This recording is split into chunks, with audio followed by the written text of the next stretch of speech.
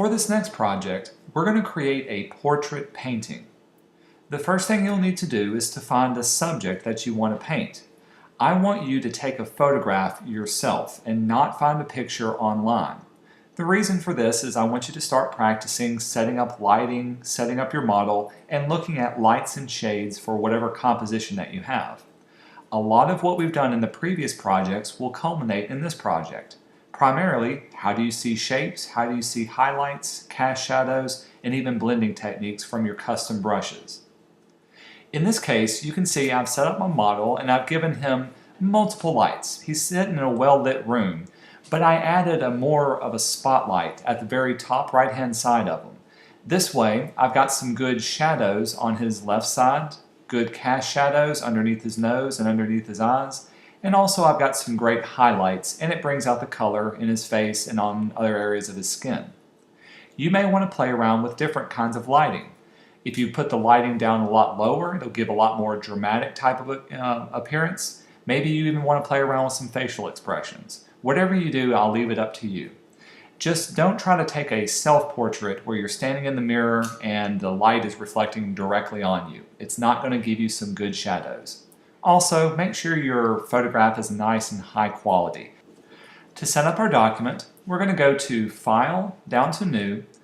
This time, our document's going to be 3,000 pixels wide by 5,000 pixels tall. This means it's going to be a portrait-sized document. Keeping our color mode at RGB, we'll say OK.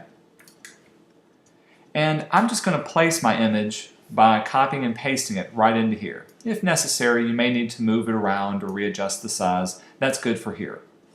If we look at our layers palette, the next thing we want to do is to create two transparent layers. The first one, I'm going to call it reference lines. The second one, I'm going to call it paint layer. And I do want my reference lines on top of my paint layer, so I'll swap up both of those.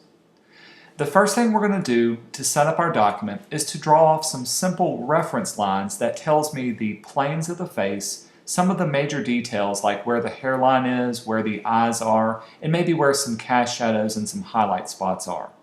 We're going to use these reference lines to do our full painting.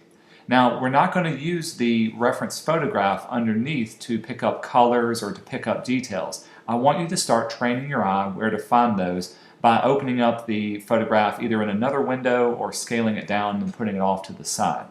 But for now, to make it simple on you to know exactly where things are, this is where the reference lines layer is going to come in handy. All of your painting will be done in the paint layer.